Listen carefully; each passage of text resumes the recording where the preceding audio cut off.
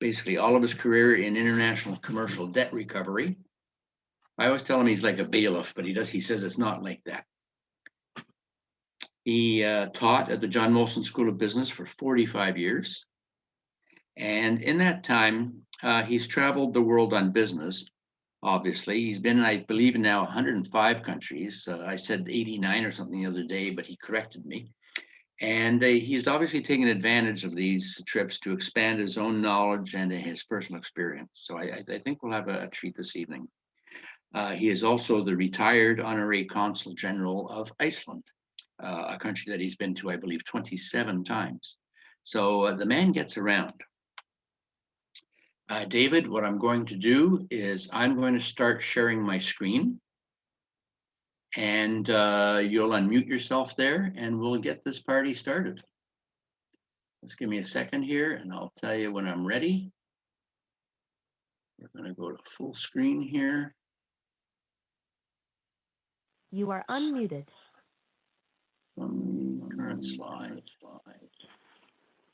Beginning. And we're going to share. Can everybody see my screen? David, can you see the screen? I see your picture, but not the slides, no. You can't see the slide? No. Heather, can you see the slides? No, I can't. You need to unpin them. Hang on. Yeah. I'll be back in a sec.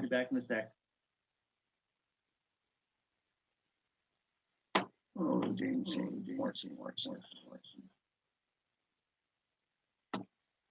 I know, I forgot to highlight it. There we go again. I'm going to mute Jim. There we go. I'm going to mute you.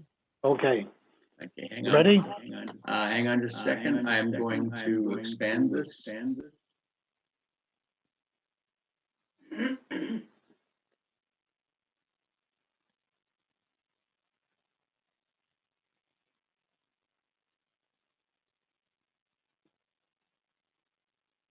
Ready? Can you hear me, Jim? We can hear you, David. Yeah.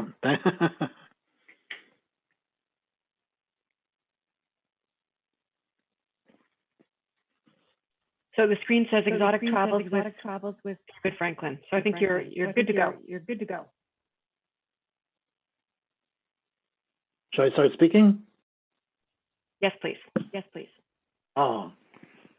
Well, thank you very much for joining me this evening. I'm sorry in the sense that you don't see my picture, but I think these slides are more interesting. Something's wrong with my camera.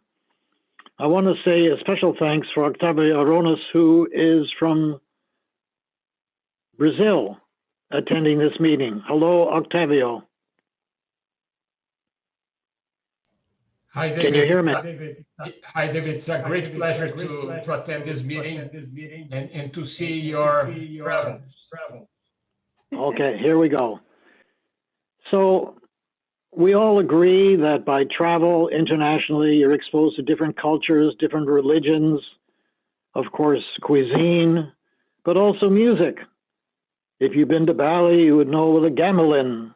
And if you've been to Bolivia, you'll hear the Paraguayan harp, unique instruments on their own. I will, having traveled so widely, it's difficult to choose which countries I find that I should present to you. But so I've made a selection, mostly because of people that I've met that have made this trip memorable. So we'll start with Asia, Nepal. Many years ago, I flew from northern India to Kathmandu, the capital of Nepal, and started from a town in northern India with Indian Airlines, not Air India, but another airline called Indian Air. It was a beautiful day, and it was a DC-3. There were no jets in those days. And after a 2-hour flight, the pilot said, "I'm sorry, we're going through a cloud. We cannot see where we're going. We have to turn back. But Royal Nepalese Airlines, these cowboys will go through anything.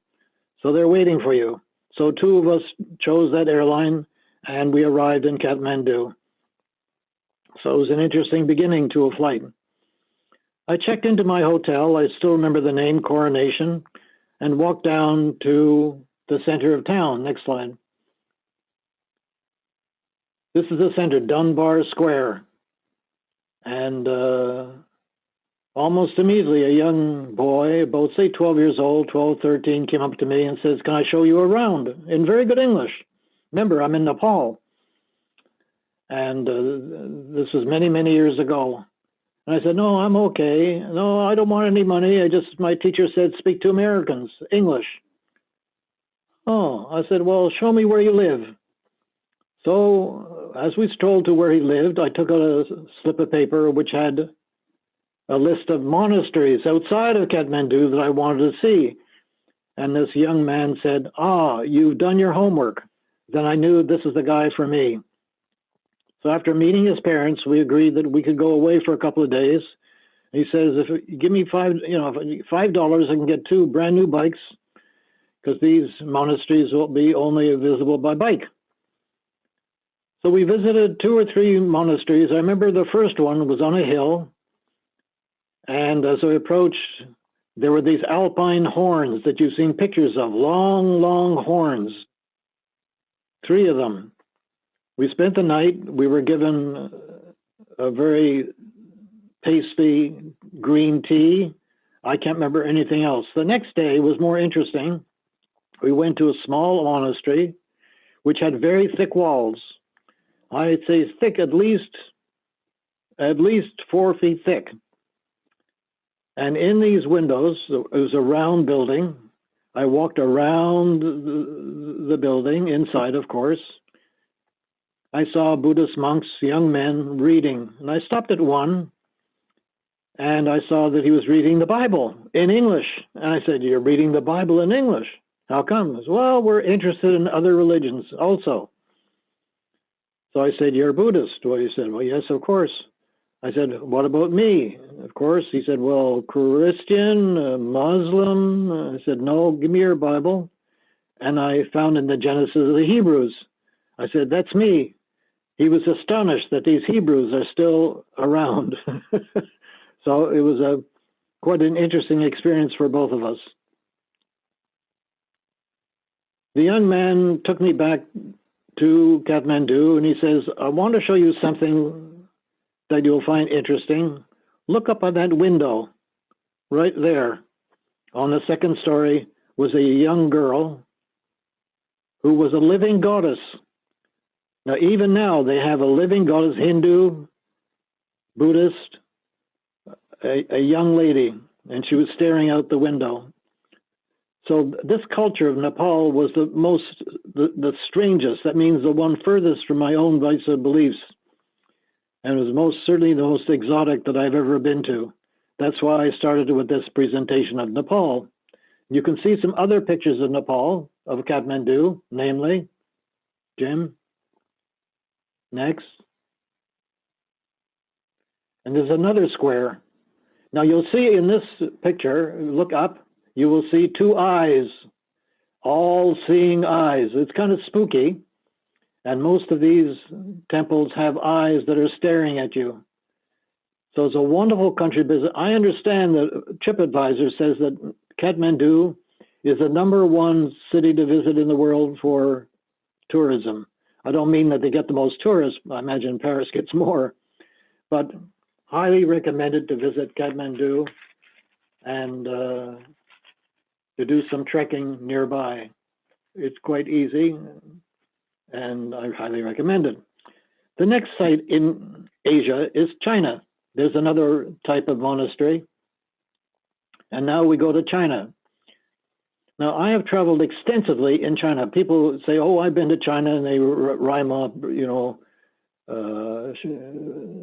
Beijing, Shanghai, Xi'an, Guilin. "Oh, I've done China." Well, I've been to over 45 different destinations. So I've been to China at least 20 times, and I've traveled extensively from the far north, from Harbin, which is the north, all the way up, all to the right, like like where Bangor, Maine would be. That's right. That's Harbin, and all the way down to where we're going to here. Now this is Guilin.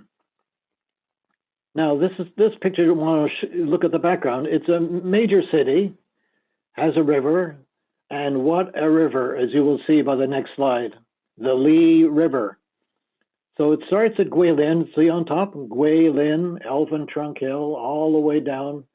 This is about a 4-hour trip by little boat, and thousands of tourists every day take these boats, individual boats, sitting about 10 people at the most, and you're served lunch on board, very good, until you reach Yangzhou, right at the bottom. See, all the way down at the bottom, Jim. That's it, Yangzhou.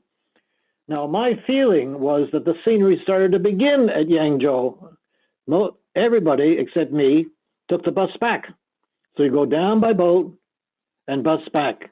The bus trip maybe an hour, the boat trip was about 4.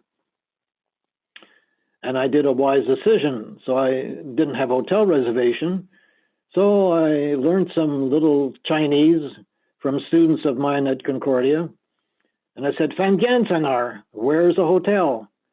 And I was shown a hotel, and it was $9 a night, had no window, and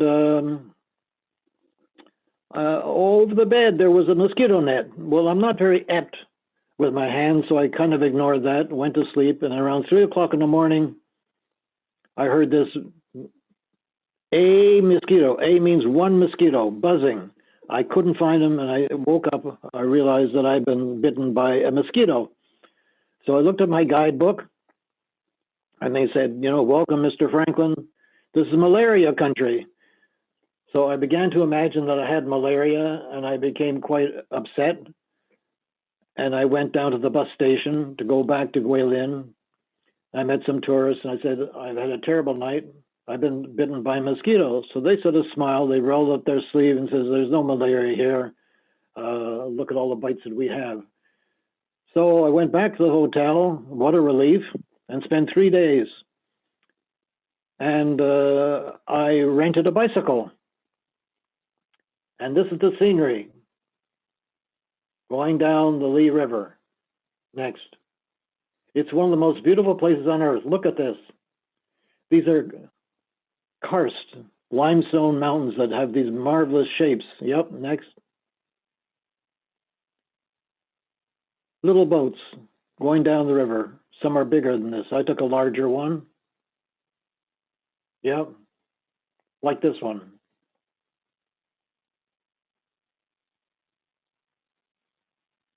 So this is going down the river, of course. So now we arrive at Yangzhou. Next. On the way, there are different pagodas, as you would expect in China. So it's an unusually scenic strip. Now, that's right, stop here. So I rented a bicycle, as I mentioned to you, and I started to, could you go back to the little map? The little map that you had? Yeah, let's go back. There. You see down below, you can go a little bit further up. Okay, at the very bottom, Yangzhou, there is I rented a bicycle there and went to a thing that doesn't appear on here, a mountain. Now, the trouble with bicycling is, of course, the further you go, you have to come back. So I started about 10 o'clock, and by 2 o'clock, I said, David, you know, you're going to have to go back. When a farm boy came over to me and said, what you see here are very good farms. Would you like to see where I live in a very, very poor farm? I said, I'd be wonderful, but I have to go back to the hotel. He says, no problem, I will take you. There's a shortcut. So after about a half an hour, we got to his poor farm, and indeed it was. It was so poor that his mother was cutting vegetables on the clay floor of the kitchen. There was no table. She had a big knife and she was cutting vegetables, and he said, would you like to have some lunch? I declined the invitation. And I went into his little room of this little hut almost. And he said, "This is the passport out of this poverty, namely English." And so I gave him some English magazines and some money, which he didn't really want, but he, accepted it kindly. And it was a wonderful experience to see a very, very poor farm, a very poor collection of huts. You wouldn't call that a hamlet even. It was just several cottages near a very poor farm. And oddly enough, down the street, there was a camel. It was the only camel I've ever seen in China, although I've traveled extensively. So this was my experience in this wonderful place called Greenland. It's one of China's major highlights, obviously because of the river. And my wise choice of staying at the end of the trip instead of going back immediately. Yeah, keep on going, Jim. Yep. Now, obviously, this is a piece of porcelain. We're now in Korea. I went to a Rotary convention in Korea many years ago and decided to visit another town about 90 miles south. I went by bus and arrived at this small town, which is renowned for pottery. So I'm showing you this because I went into a small little shop and a man was looking at this pot. It was very dirty. I mean, it was black, dirt on the bottom, on the sides. And I said, "David, don't say anything," as he's looking at it. He put it down. I looked at the man, sold to me for $100. It was an amazing price for this magnificent ceramic. And I bought other ceramics too, which are now adorn our home. Now in this village, of course, I had to eat, and so I went to the marketplace. It was nighttime, and there were stalls with lights and women cooking for men, only men. So I sat down with a group of men, and there was something that I didn't know what it was. I said, "What's this?" One guy at the end of the table, I remember, said, "Beans." "Oh, I like beans." So I asked her, "I'll take some beans," and I had some of the other food. Well, the next day I went back to the market, went back to the same stall, and there were my beans. They were beetles, but they were nice and crunchy. And so it was an interesting experience.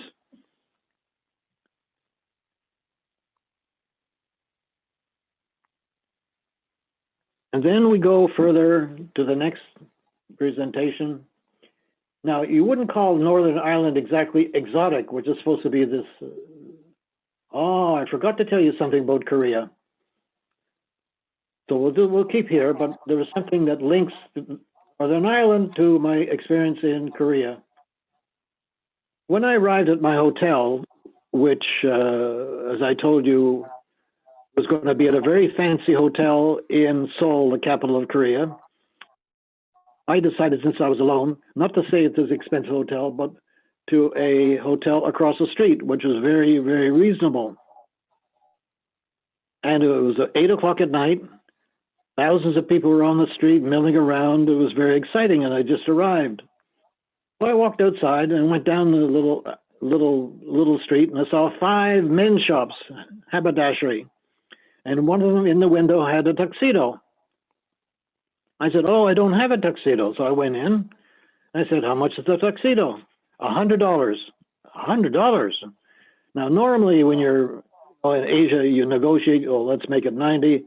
But how low could you go for a tuxedo? $100. So I said, "Yes." "Oh, do you want English silk or British silk?" Well, I remember my good friend Gordon Cohn, which is listening to this, and out of allegiance to him, I said, "Oh, British silk." Not that I knew the difference. So they put me on a stool, measured me, made me feel pretty good. There were 4 of them. I said, "When do you want to come in for a try-on?" I said, "A try-on, all for $100. And before I said, "Well, make it Friday." And I took off. I had just cashed some dollars into won. There was 600 won to $1. So I had thousands, tens of thousands of this Korean money. So I thought, like a nice guy, I would pay half. So I took, let's say, $50 worth of won, and he didn't say anything, didn't say thank you, just note on a piece of paper that I gave him $50 worth. And on Friday, I came back to get another try on. And it was a perfect fit, of course, a little this and that. And I took off the other 50. He said, sir, your tuxedo is $1,000. $1,000, I never would buy it. And he says, well, didn't you do your research before you came? Everywhere in Korea, men's tuxedos are $1,000, which is true. I learned later. Well, I wasn't going to pay $1,000. And I said to myself, gee, what happened here? You know, I'm a lawyer. I said, well, you bought a suit, yes, but you had a disagreement as to the price. So in law, if there's a fundamental misunderstanding, there's no contract. So there were 4 men there, all with calluses on their hands from karate, and there's little me. So, you know, I survived. What did I do? I saw the doors open. I walked out, leaving my suit for somebody else to wear. So there you see it was important to be sure what the price was. I'm sure he said 100 because I gave half 100 is 50. But in his mind, he was correct. It was 1,000. Now, what links to the next slide of Northern Ireland is something similar about money. For some reason, I was in Dublin, which is in Ireland, and what you're looking at is Northern Ireland. So there's Dublin, a beautiful city. Very, very worth visiting is Dublin, very charming. And I had a day off from my business. I had no idea why I was there. And it was in either January or February. Of course, obviously, there are no tourists in Northern Ireland in January or February. Who would ever go there in January? So I went on the internet and I found a guy, Mike, who I called and I said, can you show me around? He says, oh, definitely. I'll pick you at 10 o'clock. Your name will be on a cardboard. And I know what you want to see, Mr. Franklin. He rhymed it off as exactly what I wanted to see. We'll go to a pub, we'll go to a distillery, a castle, and probably the most famous site in Northern Ireland, Giant's Causeway. This is a picture of it coming up. So these very unusual rock formations, and they have similar rock formations in Iceland. Now you say, well, where's the connection? Well, after I had my delightful tour on a beautiful day, it had been raining for many days. On my day of arrival was beautiful. He took me to the train station for at 6 o'clock, the train, and I took off 150 pounds. He said, Mr. Franklin, this is Northern Ireland. You're showing me Irish pounds. We use English pounds here. This is part of the UK. So it was about 3 times more than what I intended. There's not a misunderstanding. When you talk about currency, be sure when, for example, I do international trade, you know, debt collection. And I'm sure when I tell my clients the debtor is offering $5,000 Canadian, not American, because there's obviously a difference between the value of US and Canadian. And here I should have asked, what do you mean by pounds? Not realizing that Northern Ireland does not use the same pounds as Dublin does. So you see the connection in Korea. I had a monetary issue, and also in Northern Ireland. Next. Now you've all heard of Machu Picchu. Machu Picchu, you know, you arrive at Lima, and then you fly to Cusco, which was the ancient capital, and is about 80 miles by train to Machu Picchu. Now, on this train trip, the train is divided into 2 sections. One for the local people, the indigenous people, Indian, and the other for tourists like me. Well, there was a young man, tourist, that looked like a hobo. He was unshaven, dirty, had a knapsack. No one would speak to him. He didn't look very, well, I'll use the word clean. But I went up to him and I said, and he said, I can see nobody wants to speak to me. He said in beautiful English, I'm a member of the British Alpine team and I've been hiking in these mountains for 6 weeks. And that's the way I look like this. So after speaking to him for a little while, I said, well, here's the key to my hotel room. Get cleaned up. He said, really? I said, well, sure, we're all tourists. So out came this very attractive young man, cleanly shaved.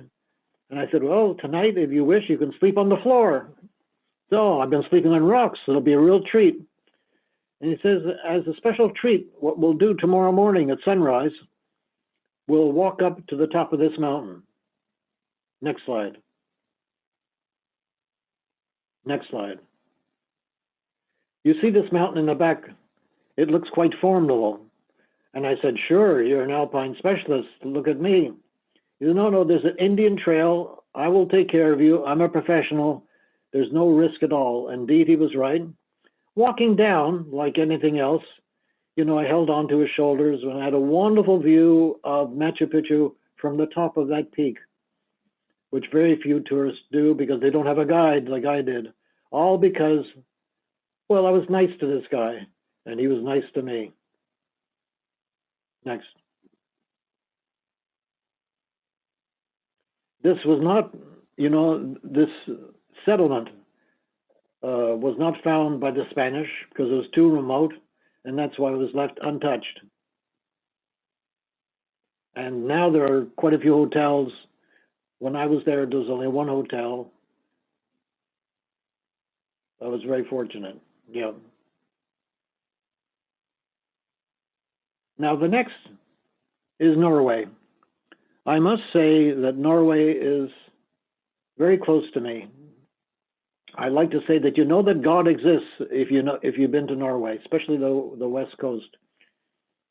Now, what we're looking at is Svolvær. Svolvær is the capital of islands off the coast of Norway called Lofoten. Lofoten. These are islands that rise from the sea with very steep cliffs. There's no beach. I spent a week in this small town. I stayed at the Seamen's Hotel where seamen stayed. There was no alcohol, which was fine by me. And I went exploring.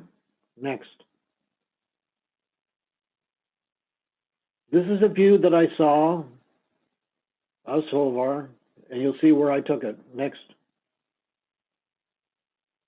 You'll see the mountains, and on one of these two mountains, the one to the left, there are two peaks. Next. These are the peaks.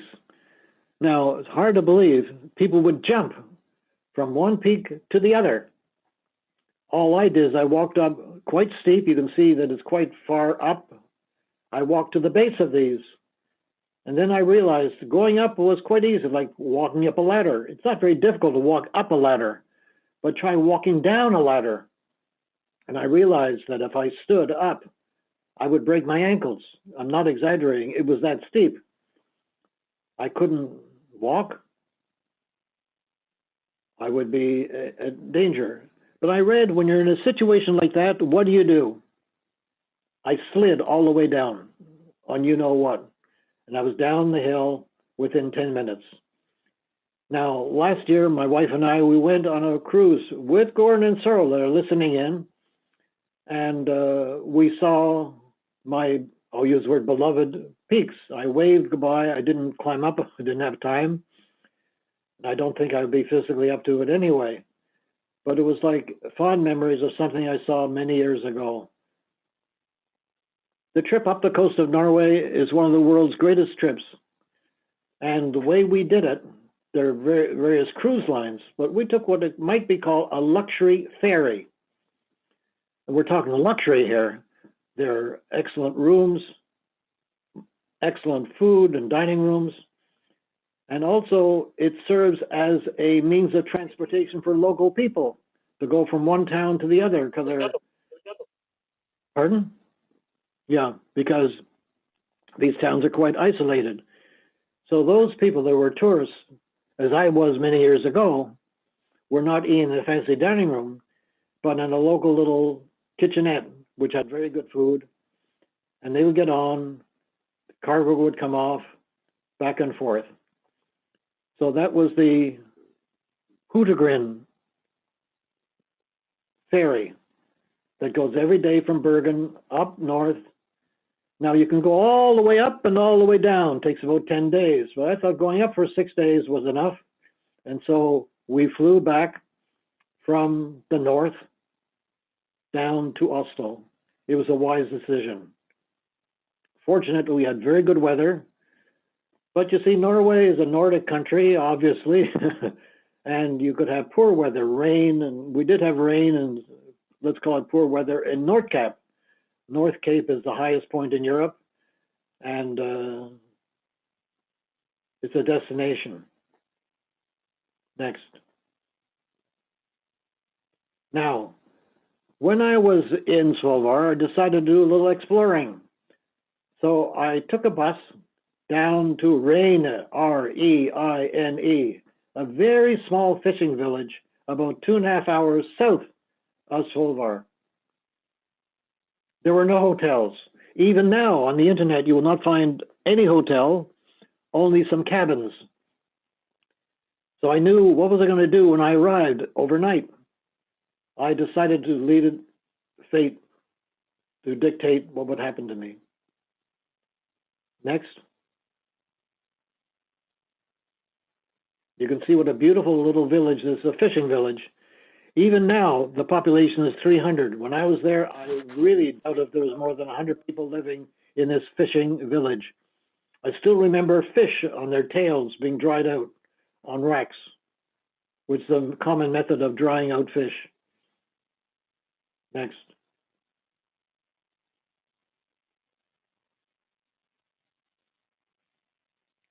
So when I arrived in the town, it was around 6 o'clock, nowhere to stay. I walked outside the bus and sort of leaned against a building, and the bus driver came over to me and said, now you have to understand, I'm at the end of the world.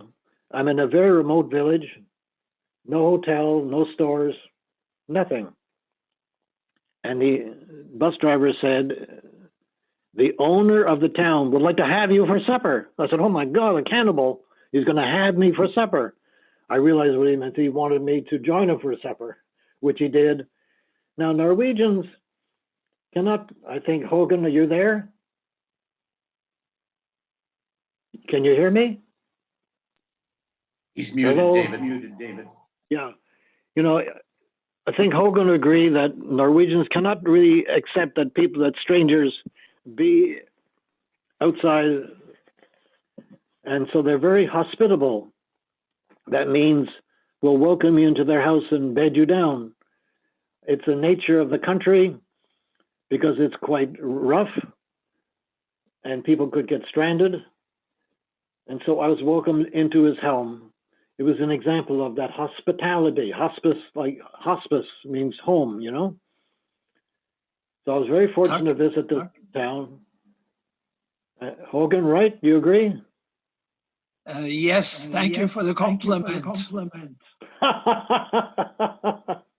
It wasn't intended to you, Hogan.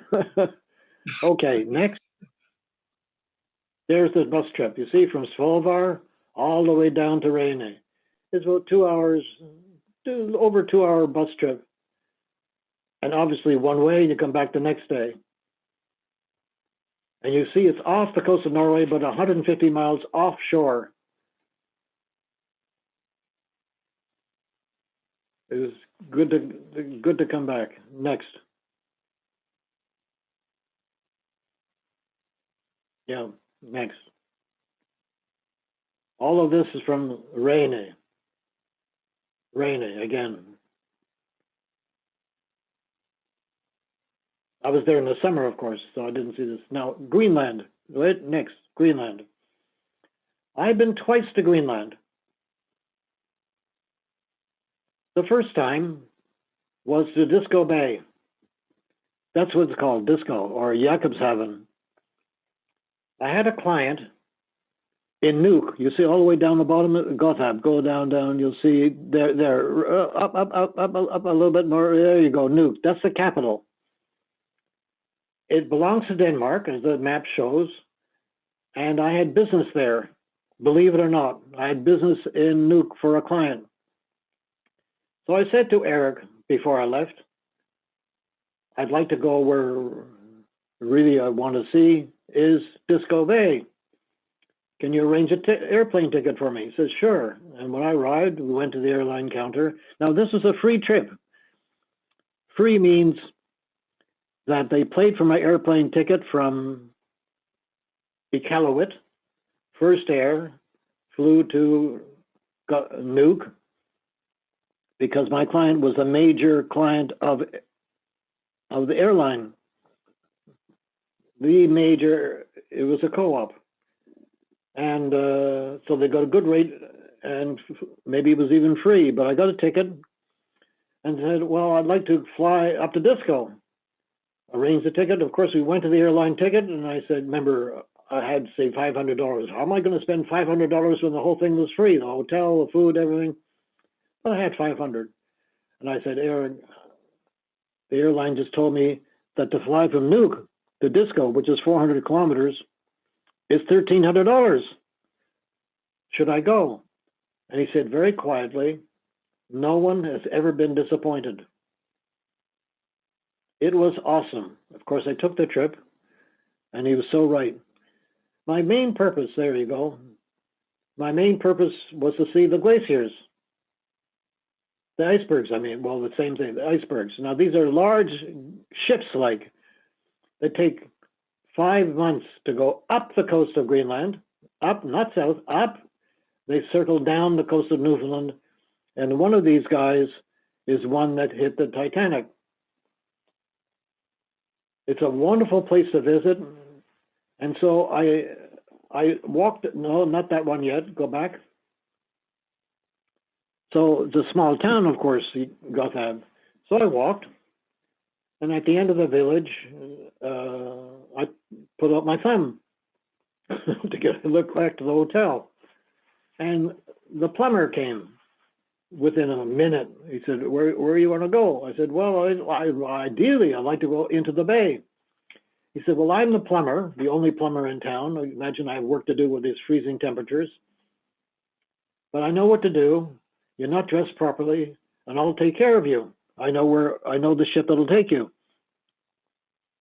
So I went on this ship into the bay, saw glaciers close up, and the Inuit, because these are Greenlanders, were hunting for whale. It was a very exciting trip. So I checked into my hotel, a wonderful little hotel called the White Falcon. And this hotel had a wonderful, wonderful dining room. Hard to believe. The dining room had a panoramic view of the bay, all windows. So I felt pretty smug, which means, you know, I went into the bay, I got the boat, saw whale hunting, etc. And I looked out in the bay, which is very close to the windows of the hotel, and I saw a bump in the water. I thought it was a log. And I looked more carefully. I said, oh my goodness, there's a whale. So I called over the waiter, who was an Inuit, of course, a native Greenlander. I said, there's a whale out there. He says, sir, I've lived here all my life. There's never been a whale in the harbor. I said, I'm going to prove it to you. I'm going to prove it to you. And there were boats, little boats, chasing the whale. He says, you're right. I said, I want you to take care of me. In other words, I won't make selection. You just choose what I should have, what type of fish, because I know what you want. I'll make extra orders for our guests, and you'll have part of it, and we'll treat you very, very well. It was a wonderful experience. Now, that was many years ago, but more recently, 3 years ago, I went with my dear friend Siggy. We went to another part of Greenland next. This village. Now, to get here, we flew from, you understand that Nuuk is on the west coast. West means facing Canada. This was on the other coast, facing Europe. And to get here, you take a plane to a town, an ordinary plane, and from there you take a helicopter. I must say, you know, taking a helicopter in Greenland, I was a bit apprehensive. What am I doing here by helicopter in Greenland? But I did, and it was a wonderful adventure. And we arrived at this beautiful little town. The problem of, and it was paradise. There were glaciers out in the fjord, excellent food, the Danish hotel. But the problem of planning a trip to Greenland is the weather. Because helicopters will not fly in wind, fog, rain. The weather has to be very good, otherwise you'll be stuck. Indeed, that's what happened. So for 2 days, I was captured in paradise. Finally, fortunately, I was able to get to the major town and flew back to Iceland. But in planning a trip to Greenland, if you ever do, you have to have an apron of time both going there and coming back. Don't plan it as if it's all that accessible. The next slide.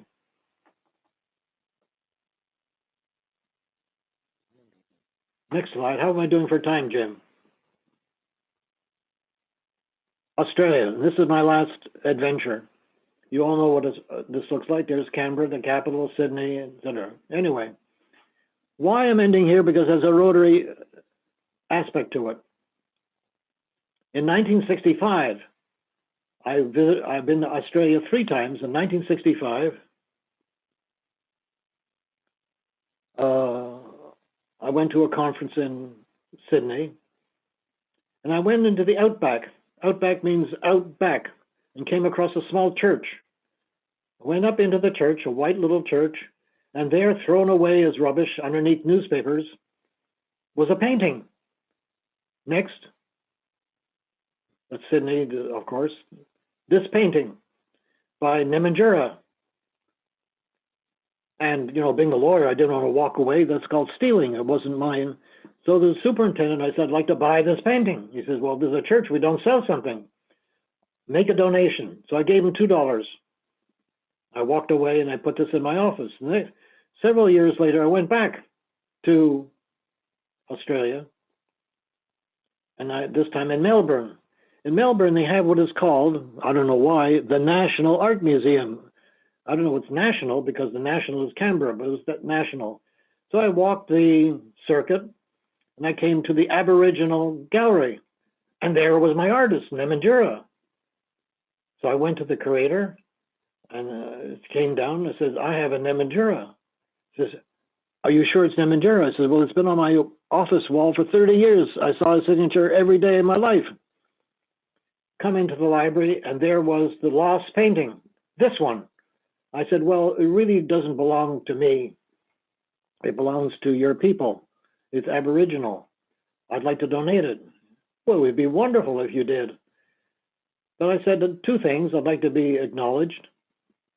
Yes. And if it's ever sold for commercial purposes, I want part of the action. Quite correctly, dealing with a lawyer, they refused the offer. And so it was ready to go, but nowhere to go. So many years later, about 5 years ago, a Rotary student from Australia was going home. I gave him the painting to find a home. It is now, this very painting is at the National Gallery in Canberra. So there's a Rotary connection. It was donated to the gallery, the National. So much for our presentation. Thank you for joining me. Do you have any questions? Do you have any questions? Hello? Let's unmute everybody, Heather and Oh, yeah, so everybody, you just have to unmute yourself.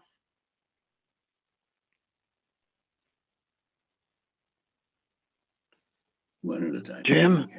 Yeah, it's okay, David. We're just trying to get everybody unmuted here because we still have this echo coming from your place, I think. David, of all the places you've been in, just kind of noticed that we weren't in Europe at all. So like, what would be your favorite small town in Europe? Yeah. What about Europe? Yeah, because these are all fairly small towns you've been in. So what would be your favorite place in Europe, your favorite small town? Okay, in Europe, interesting question.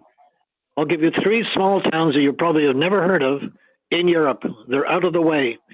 These are my favorites. Turku, Turku, used to be the capital of Finland. It's on the west coast.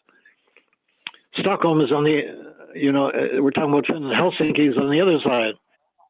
But Turku is a delightful town, and they have a suburb about where St. Anne de Bellevue would be, of a sailing community.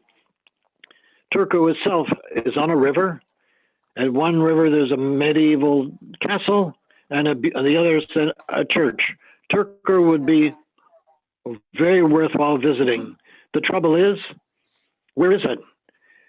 To get there, you take the boat every night, every day. During the day, there's a steamer that goes to Stockholm.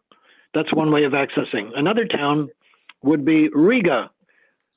Now, my wife and I, about 5 years ago, spent 7 days in Riga. We have friends there. They say 7 days in a small village. Absolutely. It is a wonderful place to visit. Medieval, excellent restaurants. There's a park with a little river. You can take a boat. So Riga would be a very top choice of mine, the capital. Now, the rival to Riga is Tallinn, the capital of Estonia, next door, which is famous for its walls. But between the two, I much prefer Riga. My last one would be Ljubljana, which is the capital of Slovenia, not Slovakia, not Czechoslovakia. This is Slovenia. There's a castle, a beautiful little stream running through the center of town, full of restaurants, beautiful people. It's a wonderful town to visit, and very close by is one of the most beautiful lakes in the world called Lake Bled, B-L-E-D, and a little town on the ocean called Pirano, very Venetian. So those would be, out of the blue, these are my 3 choices of small towns in Europe. You got me? Yeah, absolutely. David, I'm not sure how we're supposed to handle this, because normally you think